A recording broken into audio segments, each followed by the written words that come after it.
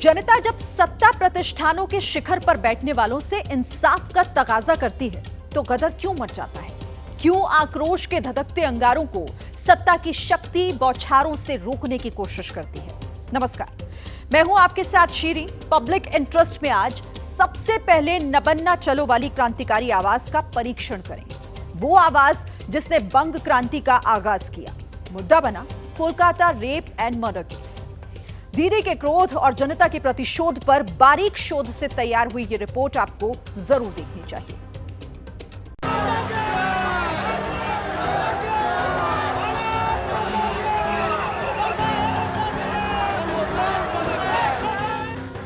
Kolkata rape murder case में doctor बेटी को इंसाफ के लिए 19 दिनों से जारी जनता की लड़ाई आज इस मोड़ पर आ पहुंची।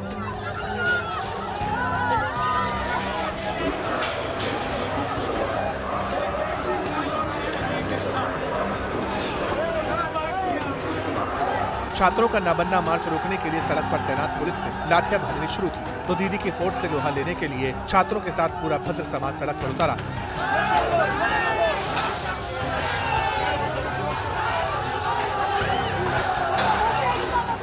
लेकिन विरोध प्रदर्शन रोकने के लिए छात्रों पर कोलकाता पुलिस की कार्रवाई के बाद अब तक कोलकाता कांड में किनारे खड़ी बीजेपी अब सीधे सीधे ममता सरकार के सामने आकर खड़ी हो गई। कह रही है दीदी डर गई। ममता बनर्जी डर रही है, ये जनता के लिए अच्छी बात। साधारण छात्रों के ऊपर गोली, रबड़ बुलेट से लेकर बम से लेकर और स्टैंड ग्रेनेड से लेकर जल कमान से लेकर हर तरह की उन्होंने गणतांत्रिक आंदोलन को तोड़ने की व्यवस्था की है। कोलकाता की सड़कों पर आज आक्रोश के कितने अंगारे धक्के, एक एक तस्वीर आपको आगे दिखाएंगे। लेकिन पुलिस और छात्रों के बीच हुई भिड़ंत और लाठीचार्ज के बाद एक बार फिर ममता बनर्जी और बीजेपी आमने सामने हैं। बंगाल बीजेपी ने कल 12 घंटे के कोलकाता बंद का आह्वान किया है। दूसरी तरफ ममता सरकार ने नोटिफिकेशन जारी करके बीजेपी का बंद नाकाम करने के लिए बुधवार को सभी सरकारी कर्मचारियों की छुट्टी रद्द कर दी है। पश्चिम बंगाल सरकार के खिलाफ ममता बनर्जी की रेजिग्नेशन की डिमांड को लेकर कल 12 घंटे का जनरल स्ट्राइक का डिमांड किए हैं। हम जनता से अपील करते हैं कि आप इस स्ट्राइक में, इस धर्मघट में, इस हड़ताल में शामिल हो। कहीं भी किसी सीपीएम, किसी कांग्रेस, किसी भाजपा सीएम रिजाइन नहीं किया। यहाँ पर वो लोग पॉलिटिक्स करने चले आया। कल बंगाल बंद का कॉल दिया, वो तो पूरा फ्लॉप होगा। आज का उसका वो गुंडागर्दी, लेकिन बेसिकली फ्लॉप है, इसीलिए तो गुंडागर्दी किया। टीएमसी और बीजेपी के तेवरों से साफ है कि ममता सरकार के खिलाफ लोगों के आक्रोश और टकराव की जो तस्वीरें सामने आई, उसकी अगली कड़ी कल एक बार फिर देखने को मिल सकती है, जब कोलकाता को बंद करवाने के लिए निकली बीजेपी के सामने ममता बनर्जी की पुलिस तैनात होगी। इंसाफ मांगना गुनाह नहीं, देश का संविधान हर नागरिक को इसका अधिकार देता है। आज कोलकाता में छात्र सड़कों पर उसी इंसाफ के लिए उतर गए, लेकिन शायद दीदी के लिए आंदोलनकारी छात्र किराए के गुंडे थे। न्याय के युद्ध में आग, पत्थर और पानी बंग क्रांति की बदनुमा निशानी कैसे बने?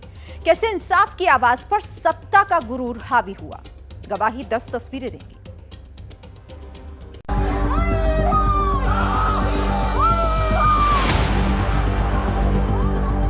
घड़ी की सुइयों ने जैसे ही 12:30 बजे का कांटा छुआ, कोलकाता में दीदी के विरुद्ध छात्रों के न्याय युद्ध का आगाज हुआ। वाटर कैनन से पुलिस ने भीड़ को खदेड़ना शुरू कर दिया।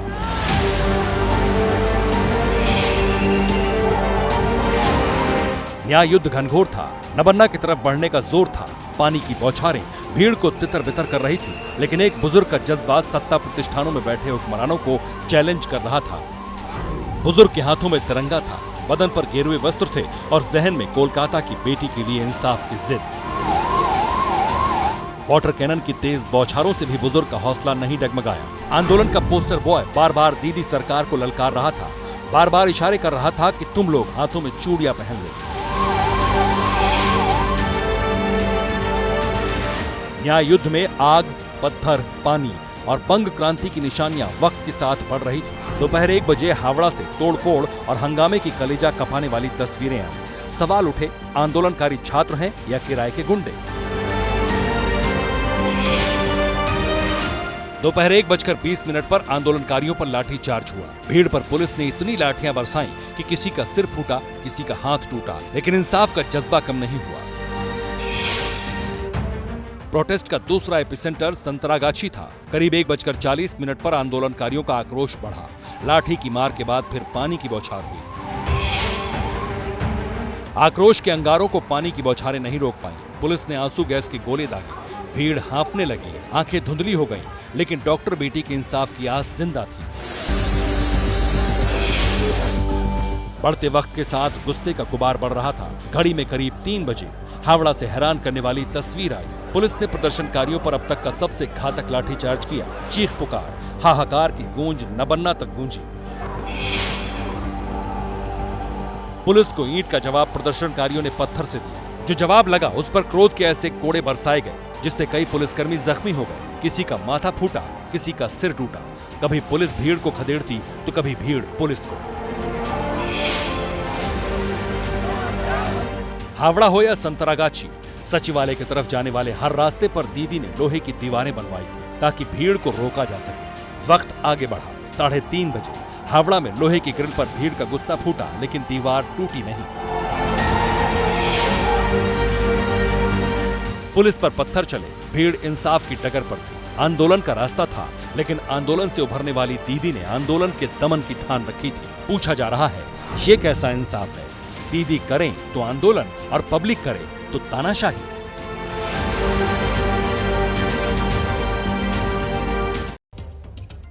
स्टूडेंट मूवमेंट की शक्ति से सत्ता की चूल्हे हिल गई। शायद इसीलिए दिल्ली ने आंदोलन के दमन के लिए 6000 पुलिस वालों को फ्री हैंड दिया।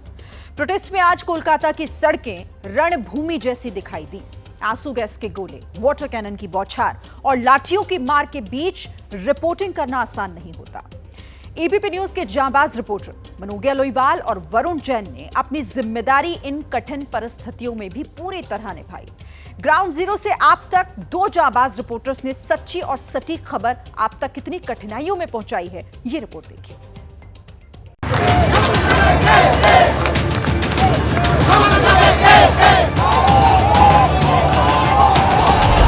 जहां आंसू गैस के गोले दागे जा रहे हैं,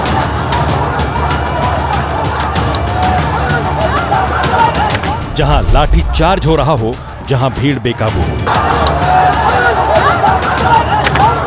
जहां किसी भी वक्त कुछ भी अनहोनी होने का खतरा हो, वहां रिपोर्टिंग करना आसान नहीं होता।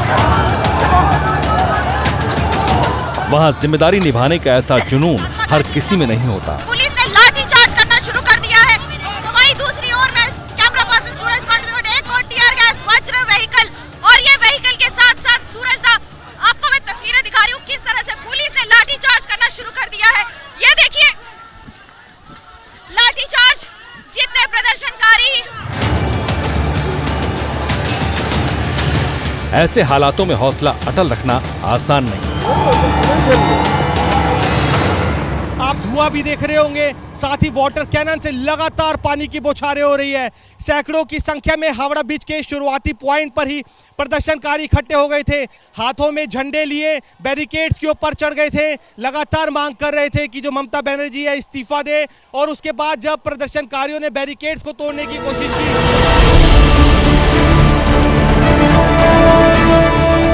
सुबह करीब 10 बजे कोलकाता में छात्र क्रांति का उदय हुआ। डॉक्टर बेटी को इंसाफ दिलाने के लिए स्टूडेंट्स ने नबन्ना चलो का नारा दिया, जिसकी गूंज जल्द ही नबन्ना तक पहुंच गई।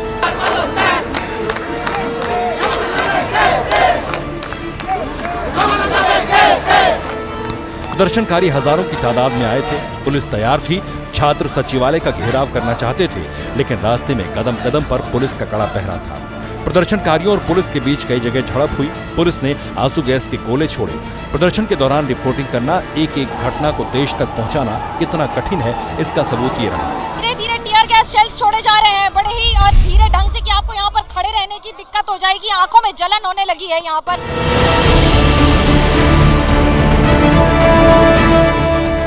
एबीपी न्यूज की जांबाज रिपोर्टर मनोज्ञा लोईवाल कोलकाता प्रोटेस्ट की कवरेज पर थी। सबसे सटीक और सबसे पहले आप तक खबर पहुंचाने की जिम्मेदारी ग्राउंड पर निभा रही थी। तभी पुलिस ने प्रदर्शनकारियों पर आंसू गैस के गोले दागे। आगे का किस्सा मनोज्ञा खुद आपको ग्राउंड से बता रही हैं। पुलिस की तरफ से ये बार बार कवायद की जा रही। ये मिर्ची पाउडर छोड़ा गया है शायद इस समय पुलिस की तरफ से। देखिए मिर्ची पाउडर और उसके साथ साथ आंसू गैस के गोले छोड़े जा रहे हैं। बोलना मुश्किल था, आंसू गैस का धुआं दम घोट रहा था। तभी पुलिस ने आंसू गैस में मिर्ची पाउडर का इस्तेमाल किया। ग्राउंड पर हालात और भी मुश्किल हो गए, लेकिन मनोज्ञा डटी रही। आप बंद करके बैठे हैं, क्या हो गया? क्या डाला? गैस डाला है? कितना मुश्किल हो रहा है? बहुत मुश्किल हो रहा है। ये देखिए, आपको ये जो महिलाएं हैं यहाँ पर सब अब मुंह धोने लग गई हैं, सिर्फ इसीलिए मिर्ची लगी। आपको भी চোখ প্রচন্ড জ্বালা জ্বালা করছে আর হচ্ছে নিঃশ্বাস নিতে কষ্ট হচ্ছে। सांस लेने में तकलीफ हो रही है। दूसरे मोर्चे पर हमारे दूसरे जांबाज रिपोर्टर वरुण जैन डटे थे। वाटर कैनन की तेज बौछार हो रही थी, लेकिन जिम्मेदारी के साथ पल पल की खबर से देश को अपडेट कर रहे थे। देखिए, बैरिकेड लेकर भाग रहे हैं। जो भीड़ है वो पुलिस की तरफ भागने की कोशिश कर रही है। यहाँ पर स्थिति कुछ आंसू गैस के गोले छोड़ दिए हैं। हम एक बार पुलिस की तरफ भागेंगे। आप देखिए, जल्दी कैमरामैन से कहूंगा जल्दी आगे आए। आंसू गैस के गोले पुलिस की तरफ से छोड़े जा रहे हैं। बिल्कुल अभी को मैं आपको दिखा दूं, स्थिति नियंत्रण में नहीं है रुमाना के बड़ी पुलिस। एक और आंसू गैस का गोला। रबीश थोड़ा रुके, क्योंकि फिर सांस लेना बहुत मुश्किल हो जाएगा। पत्थर लगा बेहद तेज। रबीश ठीक हो। कोलकाता में छात्रों का प्रदर्शन चलता रहा और हमारे दोनों जांबाज रिपोर्टर सिर पर कफन बांधकर अपनी जिम्मेदारी निभाते रहे।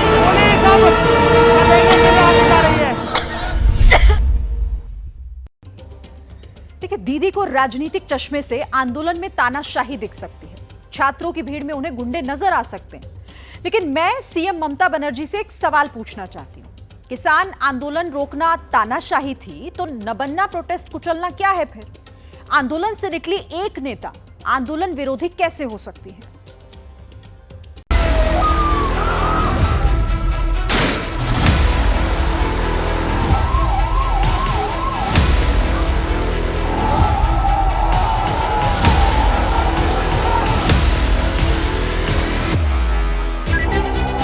चौंतीस साल पहले का वो आंदोलन जिसने ममता को रातों रात राजनीति की शेरनी बनाया।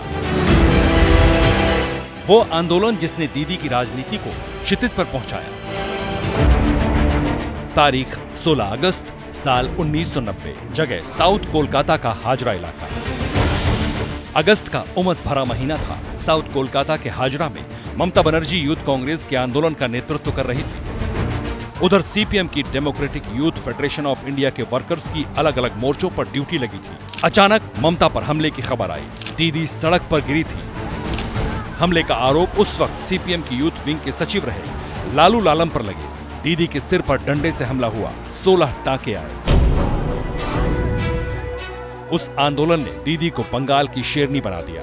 आंदोलन चलते रहे। फिर आया साल 1993।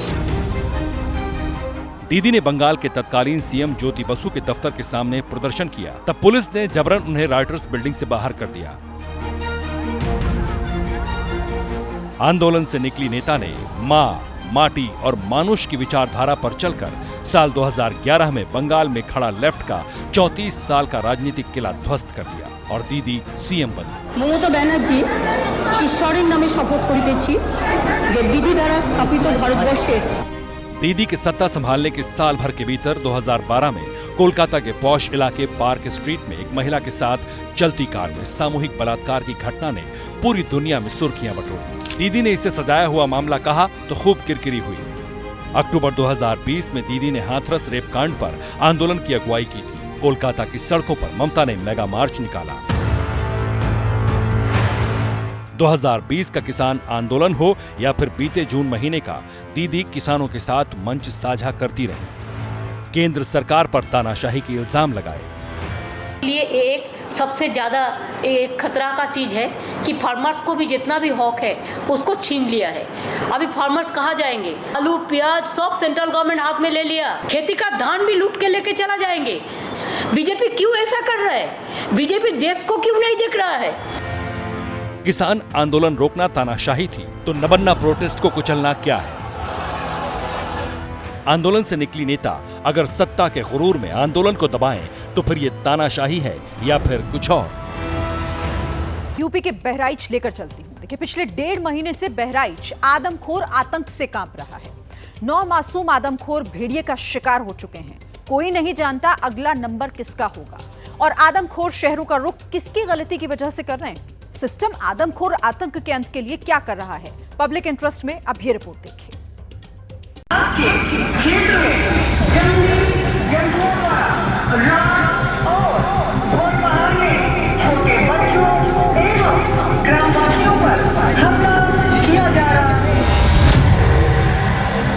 उत्तर प्रदेश के बहराइच जिले के गांव में लोगों को खबरदार करने वाली इस मुनादी की वजह है भेड़िए।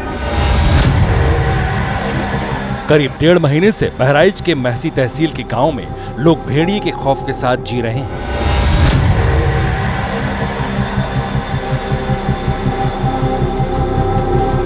22 अगस्त की रात भेड़िया एक घर में दबे पांव घुसा, आंगन में सो रही मासूम बच्ची को उसकी दादी से झपट कर ले गए।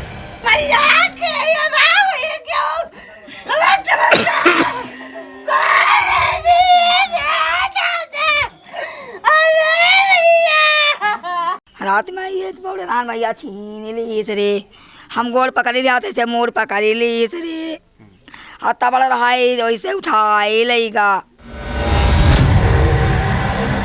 आसपास भेड़िए की मौजूदगी की दहशत इतनी है कि गांव में दिन के वक्त भी सन्नाटा रहता है। पुलिस के साथ साथ गांव वाले भी भेड़िए को पकड़ने के लिए जंगलों की खाक छान रहे हैं।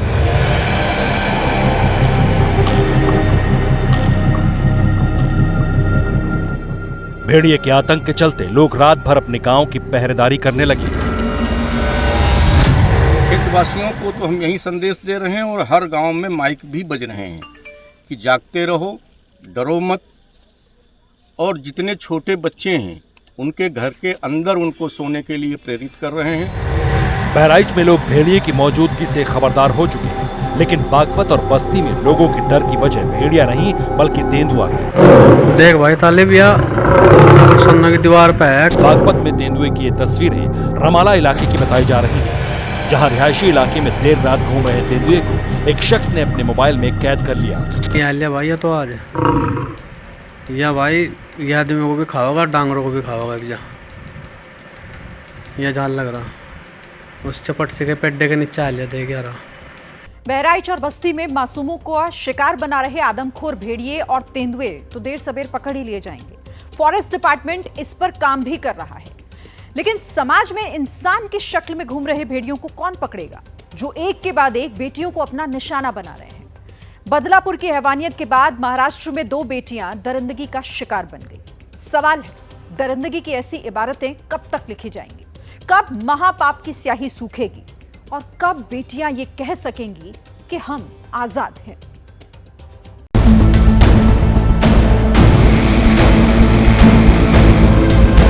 स्कूल में मासूम बच्चियों से यौन शोषण के खिलाफ लोगों के फूटे गुस्से के बावजूद महाराष्ट्र में महिलाओं के खिलाफ दरिंदगी के मामले थमने का नाम नहीं ले रहे। महाराष्ट्र के 2 जिलों से हैवानों का शिकार हुई महिलाओं के 2 मामले सामने आए हैं। पहली तस्वीर रत्नागिरी जिले से है, जहां नर्सिंग की एक छात्रा रेप का शिकार हो गई।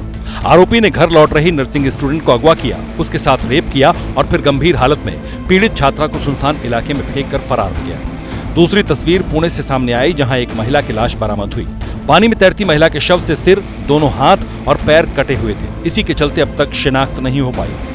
क्राइम ब्रांच की टीम को यह पूरा मामला सौंपा गया है। अगर हम देखें तो महिला जिनका अगर हम उम्र देखें तो करीबन 18 से 30 साल की ये उम्र का है, जो पुलिस ने हमें इंफॉर्मेशन दी है।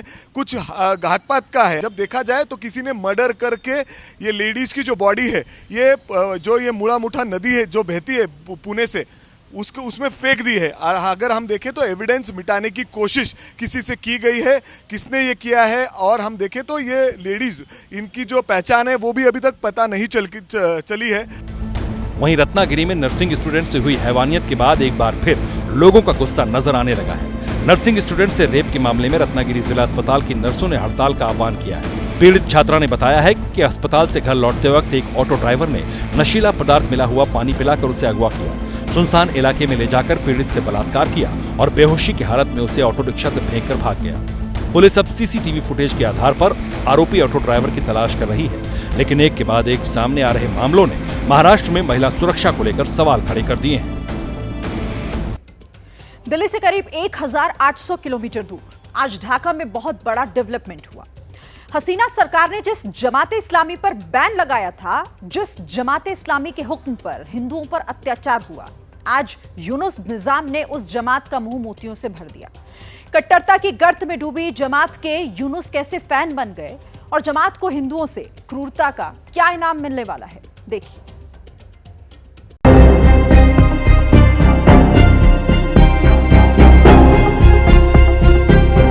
तख्ता पलट और रक्त रंजित सड़क से वर्ल्ड मीडिया के सेंसेशन बने बांग्लादेश में एक और आफत की एंट्री हुई है। 7 दिनों से बांग्लादेश की बड़ी आबादी फ्लड अटैक के आगे लड़खड़ा रही है। 17 करोड़ की जनसंख्या में से 4.5 करोड़ पर बाढ़ का सीधा असर पड़ा है। लेकिन जिस शख्स और जिस अंतरिम सरकार पर उपद्रवियों ने भरोसा किया, उसका फोकस पीड़ितों की मदद से ज्यादा कट्टरपंथियों को संतुष्ट करने पर है।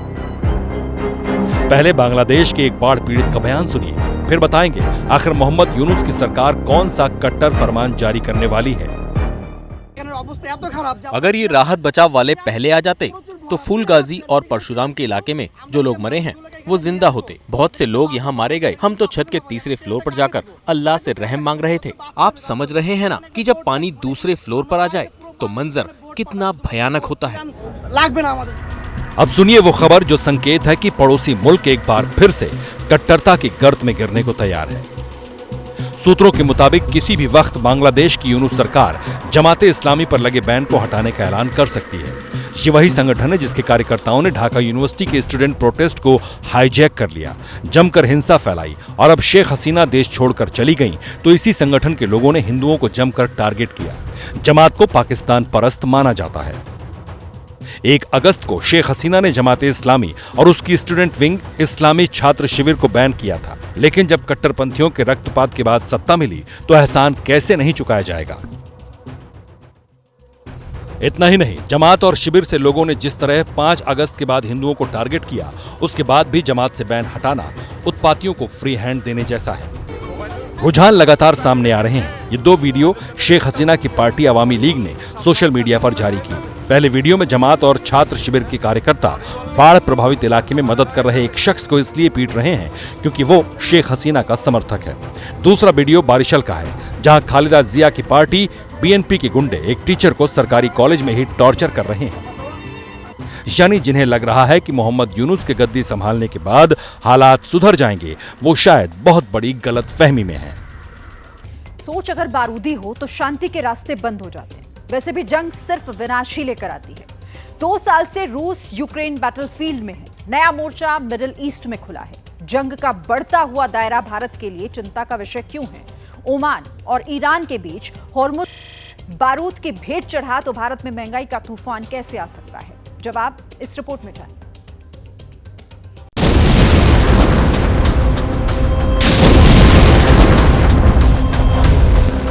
इलाका हिजबुल्लाह का और धमाका इजराइल का। ये वीडियो इजराइल की डिफेंस फोर्स ने जारी किया है और कहा है कि जिस जगह बारूद की अग्निवर्षा हो रही है वो हाजिर और बिंत जबील का इलाका है और टारगेट था हिजबुल्लाह का मिलिट्री स्ट्रक्चर। इसके अलावा मीस अल जबाल और खियाम के इलाके में एयर स्ट्राइक का ब्लैक एंड व्हाइट वीडियो भी इजराइल ने रिलीज किया।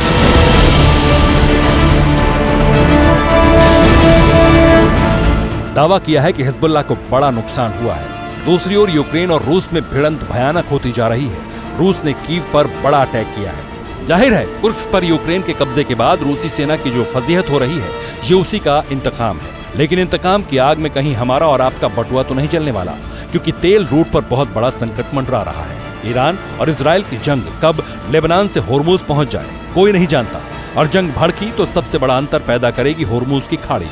ओमान और ईरान के बीच होर्मुज की खाड़ी दुनिया के 40% तेल का सप्लाई रूट है। दुनिया के 25% नेचुरल गैस भी इसी रूट से सप्लाई होती है। जंग हुई तो इस रूट का तहस नहस होना तय ही समझिए। ईरान के द्वारा स्ट्रेट ऑफ हॉर्मुज को ब्लॉक कर दिया जाता है तो जाहिर है कि ये विश्व की एनर्जी सप्लाई चेन्स में बड़ा डिस्ट्रप्शन पैदा करेगा। विश्व के लगभग 1/3 लिक्विफाइड नेचुरल गैस का तथा लगभग 25% ऑयल का जो ट्रेड है वो स्ट्रेट ऑफ हॉर्मुज के माध्यम से होता है और विश्व के जो तेल के दामों पर उसका असर पड़ सकता है। ये